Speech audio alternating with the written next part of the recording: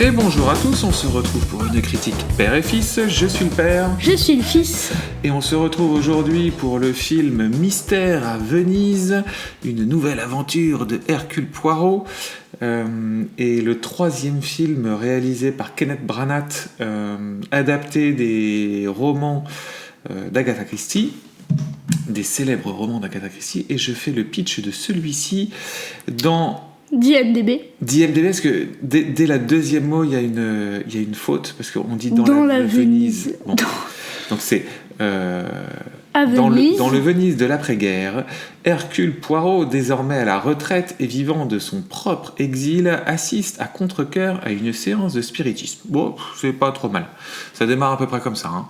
On retrouve Poirot qui ne mène plus d'enquête. Il ne fait plus rien. Il vit juste à Venise. Et pour une raison que j'ai pas vraiment bien compris au début, il va assister à une séance de spiritisme dans un orphelinat, dans un ancien orphelinat. Ah mais c'est ça que tu comprends pas. Alors attends, continue, je vais t'expliquer. Très bien. Et c'est le début d'un épisode assez particulier parce que ça mélange un peu le côté... horreur et mystère. Horreur et mystère, exactement. Mon fils, qu'as-tu pensé de Mystère à Venise ? Alors c'est un film que j'ai adoré, ce qui fait très très longtemps, donc je suis très très content. T'étais heureux, t'avais la banane tout le long du film. J'avais l'impression que j'avais pas vu de bon film depuis 5 ans. T'exagères un peu. Toujours dans la nuance. Toujours dans la nuance. On pourrait dire que le dernier c'était quand même Mission Impossible et La Maison du Mal. Alors, franchement, Mission Impossible, j'étais quand même déçu. D'accord. Maison du Mal, oui. Mais il y a eu au moins 5 films après oui, c'est ça. On a vu pas mal. Et puis Gran Turismo, c'était pas mal. Ouais, mais ça, c'est pareil, c'est après. Enfin, c'est avant. Oui, c'est ça, mais c'était... Ouais, bon, bref. Et moi aussi, j'ai trouvé très bien. À la différence du fils, j'ai eu un peu de mal à rentrer dans le film. J'ai trouvé le début un peu brouillon. Mais on va en parler ensuite. En revanche, j'ai trouvé la deuxième partie très bonne et comme toujours, moi j'aime beaucoup Hercule Poirot, j'aime beaucoup... Je l'aime plus que toi, je pense. Oui, j'aime bien tout ce type de film, de suspense. J'ai beaucoup lu les romans originaux, j'ai adoré la série avec... je crois que c'est David Suchet, l'acteur. Et j'avais bien aimé les deux premiers déjà réalisés par Kenneth Branagh. Et celui-là est dans la droite lignée. Je te propose qu'on commence par le scénario du film et on va spoiler un petit peu. Ah oui, alerte spoiler. Tu m'as dit qu'on allait spoiler un peu. Les personnes qui n'ont pas vu ce film peuvent y aller. Éteignent ce podcast, vont le voir, rallument ce podcast. Très bien. Et on leur conseille, quoi qu'il arrive, d'y aller parce que c'était chouette. Oui. Donc on va commencer à spoiler à partir un peu de ce moment-là. Donc on va revenir sur le scénario. C'est une histoire, donc c'est adapté du roman Halloween Party d'Agatha Christie. Et la particularité de celui-là, c'est que on peut dire que c'est une sorte de huis clos. Un huis clos, c'est que ça se passe grosso modo, ça se passe dans une grande maison, une sorte de grand manoir. Mais c'est comme celui sur le Nil, le 2. Ah bah non, parce que justement, le 2, il y a beaucoup de lieux. Tu as le bateau, t'as le bateau, ils accostent, il y a plein de choses, et ça bouge pas mal. Non, tu retrouves un peu le canevas du premier, du Crime de l'Orient Express, dans le sens où dans le Crime de l'Orient Express, tout se passe dans le train. Là, tout se passe dans un manoir. Oui, après, moi, je trouve que celui sur le Nil, c'est un peu près pareil. Hein. C'est juste qu'il change une fois d'emplacement. Bah, moi, je trouve que le truc dans celui sur le Nil, c'est que toute la partie, tu sais, où ils vont explorer je sais plus si c'est une pyramide ou si c'est un sphinx ou un truc comme ça. Tu sais, t'as toute une partie où t'as un rocher qui tombe, il faut comprendre pourquoi le rocher est tombé. Donc t'as toute la visite qui fait partie. Donc il y a plus de lieux, il y a plus de complexité. C'est vrai. Et donc celui-là se passe dans un manoir vénitien et démarre par une séance de spiritisme. Donc c'est un ancien orphelinat Et en fait, c'est tenu par une femme qui a perdu sa fille. Sa fille s'est suicidée des années auparavant. Et elle fait appel à une... Suicidée. On ne sait pas. Bon, on allait spoiler. Donc, elle s'est suicidée des années auparavant. Suicidée. On ne sait pas. Et donc, une médium interprétée par Michelle Yeoh vient pour essayer de parler avec les morts. Et ça démarre par cette séance de spiritisme. Et Poirot est là. Et ça va faire déjà partie de mes problèmes du début. On ne comprend pas pourquoi il est là. Alors, stop, parenthèse. Donc vas-y, attends, je vais jusqu'au bout, après tu développes. Et donc Poirot est là, et dès le début, Poirot va expliquer que lui, il ne croit pas du tout au spiritisme, et que, parce que évidemment la médium va voir des fantômes, il va se passer des choses très étranges, et il y a tout un aspect un peu horrifique alors c'est du horrifique. Et il va tout de suite trouver que tout est faux en fait. Il va le trouver, lui il va le sentir, mais au début il a du mal à comprendre comment ça s'est fait. Mais lui, son esprit cartésien dit que tout de suite c'est faux. Et tout l'enjeu du film, c'est pour Poirot de comprendre comment tout ça a été fait. Et ce qui est sympa, je trouve que c'est du light horror. C'est vraiment très light, mais toute l'ambiance est très gothique et très sympa.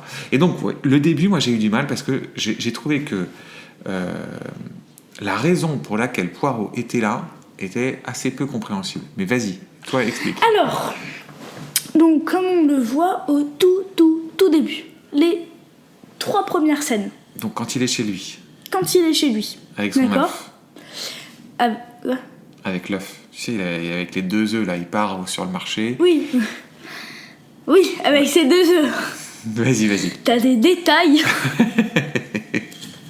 Ils sont inutiles. Attends, ce qui me perturbe, c'est que t'as des détails incroyables, mais tu n'arrives pas à comprendre pourquoi il est dans le manoir. Donc vas-y, raconte-moi ce que j'ai loupé. Donc, en fait, Poirot, on comprend qu'il va dans le marché, il achète ses 2 œufs. Et en rentrant chez lui, on va voir toute une file, en fait, qui va montrer toutes les personnes qui le connaissent et qui veulent de l'aide de lui. Tout à fait, c'est tout à fait vrai. Mais, lui, on a eu marre. Et du coup, n'écoute personne. Il est à la retraite. D'accord ? Et du coup, il était en train de... Il mange ses 2 œufs. Tu as raison, j'ai complètement loupé ce truc-là, mais je vois où est-ce que tu arrives, et tu as raison là-dessus, j'avais loupé ce détail-là. Vas-y. Il mange ses œufs, et là, son espèce de majordome lui dit que une ancienne amie vient le voir et lui répond « Je n'ai pas d'amis ». Et le majordome dit que elle savait que tu allais dire ça. Et il lui a ramené une pomme. Exact. Du coup, lui comprend et va voir en bas et découvre que c'est une amie du 1er ou du 2e film. D'accord ? Et ensuite, elle lui explique le problème qui semble grave. D'accord ? Et du coup, lui va aller voir... mais avec cet air en mode blasé. Oui, voilà, c'est ça. Tu comprends ? Maintenant, je comprends. Voilà. T'as raison. Et donc, c'est tout à fait vrai. Et donc, il débarque là-dedans. Et moi, toute cette mise en place où il est un peu blasé, où tu le sens qu'il est un peu en refus d'être là, et grosso modo, on va dire que c'est le premier quart du film, ou premier tiers, jusqu'au meurtre. Donc c'est... Oui, c'est le premier 5e, hein. Non, parce que le meurtre arrive, t'as quand même toujours... Ça, c'est le principe d'Hercule Poirot, t'as toujours une mise en place assez longue. Parce que c'est là où t'as tous les détails que Poirot va devoir ensuite déconstruire pour refaire son enquête. Donc, la mise en place jusqu'au meurtre, elle est quand même assez longue. Elle doit durer au moins une bonne demi-heure, voire 40 minutes. Non, jusqu'à la mort de la médium. Donc, c'est la médium qui meurt. Et moi, cette partie-là, elle m'a... Je l'ai pas trouvée fluide. J'ai trouvé que les trucs s'orchestraient pas super. Voilà. Mais après, en revanche, parce que, donc, j'y reviens. En fait, il y a un... Donc, on a dit qu'on spoilait, donc on spoil. En fait, il y a un gimmick, c'est que au bout d'un moment, il va comprendre qu'il a été empoisonné. C'est ça, à la toute fin. À la toute fin, il va expliquer, en fait... Qu'il a été drogué. Il a été drogué, pas empoisonné, tu as raison. Il a été drogué. il a été drogué pour qu'il ait des hallucinations. Et en fait, je trouve que cette partie-là, elle est bizarrement incrustée dans le film parce qu'en fait, ils lui font avoir des hallucinations avec des effets de réalisation un peu bizarres. Et en fait, j'ai trouvé que cette partie-là, je sais pas, cette partie-là, je l'ai pas trop... Elle m'a un peu gêné. Alors là, par contre, je vois pas ce que tu veux dire. Mais bon, en fait, c'est pas grave. On le redira dans la mise en scène, mais ce film-là est réalisé de manière assez différente des précédents. On le redira dans la mise en scène. En fait, il utilise plein de procédés qui, je trouve, au début, fonctionnent pas. Enfin, moi, je trouve que ça n'a pas très bien fonctionné. Et en revanche, après, j'ai trouvé que ça fonctionnait très bien. Dis-toi ce que tu as pensé du scénario par rapport aux deux autres, du coup. Moi, j'ai trouvé le scénario très bien écrit. Qui entraîne les gens. Moi, je suis tout de suite rentrée dedans. J'aime beaucoup ce scénario. Ouais, t'as été embarqué directement. Ok, avec plein de suspense, etc. Ouais. Ok. Non, après, je pinaille aussi. Hein. Ça reste le haut du panier. Voilà. Ouais. Donc, allons tout de suite au casting. Donc on a un super chouette casting, puis un casting assez vaste, hein, comme toujours dans ces films-là. Donc on va commencer évidemment par Kenneth Branagh, qui est à la fois réalisateur et le réalisateur d'Hercule Poirot. J'ai le sentiment que tu as eu un gros coup de cœur pour Kenneth Branagh. Alors là, tu t'es trompé. Parce que tu as dit réalisateur et du film et réalisateur et d'Hercule Poirot. Ah, je me suis trompé. Donc en effet, c'est réalisateur du film et acteur principal. C'est lui qui interprète Hercule Poirot. Donc merci. J'ai senti que tu avais eu un coup de cœur pour Kenneth Branagh. Ah oui, j'aime beaucoup, beaucoup, beaucoup cet acteur. Je le trouve excellent. Bon, super. Bon, alors à la base, c'est un acteur de théâtre. C'est un acteur qui est né en 1960, donc il a maintenant 63 ans. Il a une très longue carrière derrière lui, pour le coup, Kenneth Branagh. Et donc, comme je disais, c'est un acteur de théâtre qui a fait beaucoup de Shakespeare, un acteur un peu classique. Moi, je me souviens de lui dans Frankenstein. C'était là où je l'avais découvert. C'est un acteur qui a fait de bons trucs et des trucs un peu moins bien. Mais c'est vrai que ce rôle-là, ça lui va très très bien. Et alors pour le coup, on l'a vu en anglais, en VO le film, et il a un accent. Il parle alors qu'il est britannique, mais il parle en anglais avec un accent comme si c'était un accent français-belge. Ouais. C'est impressionnant. Hein. Ouais. Mais il incarne bien ce personnage. Ouais, il est génial. Ça lui va très bien, je suis d'accord. On a ensuite Michelle Yeoh qui joue Miss Reynolds, qui est la médium. Qu'est-ce que tu as pensé de Michelle Yeoh ? Bien, sans plus. Bien. Est-ce que tu te souviens qu'on l'avait vue dans Everything Everywhere All at Once ? Oui, la mère. Exactement. Moi je trouve que c'est une super actrice. Bon là, elle a pas un grand rôle. On peut considérer qu'elle a une grosse scène et c'est tout, quoi. Hein ? Sachant que c'est la première victime, forcément, on la voit pas des masses.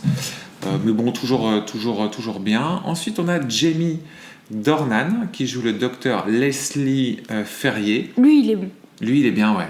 Il est très très bien. Lui, il est très bon. Et son fils, parce qu'il est avec son fils... Lui est encore meilleur. C'est Jude Hill, qui joue Léopold Ferrier. Lui, très, très il bien. Est exceptionnel. Ouais. Il est exceptionnel. Qui joue le rôle d'un gamin de 10-12 ans, qui est vraiment très chouette. On a ensuite Tina Fey qui joue Ariadne Oliver, qui est donc la reporter qui vient chercher Hercule Poirot. Ensuite, qui on a d'important dans ce casting ? Bon, tout cela non, mais on a Camille Cotin, une Française, qui joue Olga Seminov. Qu'est-ce que tu as pensé de Camille Cotin ? Alors, je vois pas qui c'est. Tu sais, c'est pas la majordome, mais je sais pas comment on l'appelle, c'est elle qui a élevé, tu sais, la fille de la... Donc la maîtresse... Celle qui a tué sa fille. Exactement, mais sans le savoir. Ah non. Donc, celle qui tue sa fille, c'est Kelly Reilly, qui est jouée par... c'est Rowena Drake, qui est interprétée par Kelly Reilly. C'est elle qui est finalement la grande méchante. Et elle a une assistante qui est Olga Seminov. Ah oui, et elle, en fait, sans faire exprès, elle rajoute du miel qui va donner le coup fatal. Exactement. Voilà, okay. Et elle, c'est une Française. Elle s'appelle Camille Cotin. Okay. Que t'es bien, non? Oui. Que t'es bien. Bon. Et qu'est-ce que t'as pensé de Kelly Reilly? Très bonne. Très bonne, je suis d'accord. Très bonne Kelly Reilly. Globalement, on a un très bon casting. Ouais. Bon, je suis d'accord. Hyper sérieux, bon casting, tout fonctionne très bien, hein, de manière générale. Ouais. Je te propose qu'on passe du coup à la réalisation du film. Alors, qu'est-ce que tu as pensé de la réalisation? Très bonne. Très bonne? Ouais. Est-ce que tu as des choses en particulier qui t'ont accroché le regard? Les éclairages. Ah, il y a des éclairages, en effet, c'est très gothique. Ouais. Il y a beaucoup de jeux d'ombre et de lumière. Mais même dès le début, quand la médium arrive, j'ai trouvé ça magnifique. Oui, c'est vrai. Puis, dans les rues de Venise, comme ça, Venise, dans le noir, dans les canaux. avec les petits canaux, avec la petite chandelle, magnifique. Oui, c'est vrai. Donc il utilise très bien Venise. Bon, c'est une ville magique, hein. C'est un canevas magnifique, un écrin magnifique. Voilà, moi, donc déjà la réalisation de celui-là est assez différente des deux premiers. Parce que Kenneth Branagh, c'est un réalisateur classique, hein. Il a jamais vraiment fait des miracles. Tu sais que c'est le réalisateur de Thor, du premier Thor. Hein? Kenneth Branagh, ouais.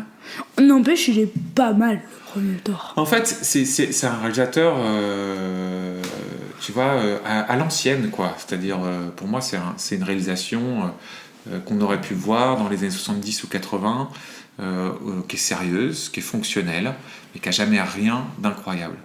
Je trouve que c'est comme ça qu'étaient faits les deux premiers, en ayant surtout un axe fort sur les décors. Décors qui fonctionnaient très bien dans le premier, peut-être un peu moins bien dans le deuxième, parce qu'ils avaient, je trouve, ils avaient utilisé plus de CGI, et ça faisait bizarre, j'ai trouvé, dans le deuxième, mais bon. Dans celui-là, tu sens qu'il a voulu partir un peu sur l'horreur, et du coup, il joue beaucoup sur les éclairages. Tu as des effets de caméra qui sont différents. Il y a un effet génial quand il essaye de poursuivre une enfant, je crois, enfin une voix. Quand en fait, tu sais, on le voit courir en plan séquence et la caméra se retourne. Ah oui, je vois ce que tu veux dire. Oui, en fait, il cherche à avoir une réalisation qui est plus proche de l'angoisse et de l'horreur, ce qui est plutôt intéressant, ce qui je trouve donne beaucoup de cachet au film et une ambiance vraiment forte, mais qui, moi, m'a posé problème au début encore. Je reviens à cette histoire de début. Il utilise notamment beaucoup le grand angle, tu sais, qui déforme un peu l'image, beaucoup en contre-plongée, et il l'explique à la fin pourquoi il fait tout ça. Parce qu'en fait, à la fin, quand il t'explique qu'il a été drogué, tu revois des scènes où il voyait les choses de manière bizarre et de manière déformée. Et du coup, en fait, tu comprends pourquoi il est utilisé quand tu es dans la vision à travers Poirot, des visions assez déformées des choses, quoi. Et au début, je comprenais pas trop pourquoi il faisait ça. Voilà. Mais le film est vraiment réussi. Moi, je suis complètement d'accord. Bon, super.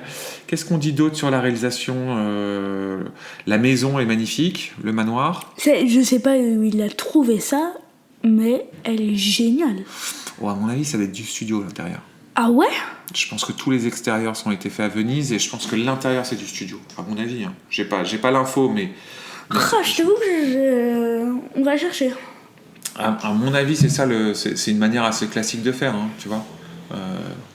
Pour pouvoir avoir, parce que c'est compliqué sinon de pouvoir faire tous les plans que tu veux faire. Si tu le fais dans une vraie maison, tu as beaucoup de contraintes, si tu veux, tu vois, entre les murs, etc. Si tu le fais dans un studio, tu n'as aucune contrainte. Tu vois, ce serait cool de chercher. Ok, très bien. Qu'est-ce qu'on peut dire de plus? Je pense qu'on a fait le tour. Ouais. De ton regard d'enfant. Donc sur IMDb, c'est dit tout public avec avertissement. Alors là-dessus, je ne suis pas d'accord. D'accord. Je dirais plus 10 ans et plus. 10 ans et plus. Mais pas tout public. Tu ne dis pas tout public. Non, 10 ans et plus. 10 ans et plus. Il y a quand même des scènes qui font un peu peur. Stressantes. Ouais, je suis assez d'accord. Ouais. Un peu stressantes, des sons, un peu des jumpscares, etc. Ouais, je suis d'accord. C'est minime, hein, mais... Oui, mais c'est bien de le préciser. Mon fils, est-ce qu'on conseille Mystère à Venise? Avec grand plaisir que je le ferai, et je le fais.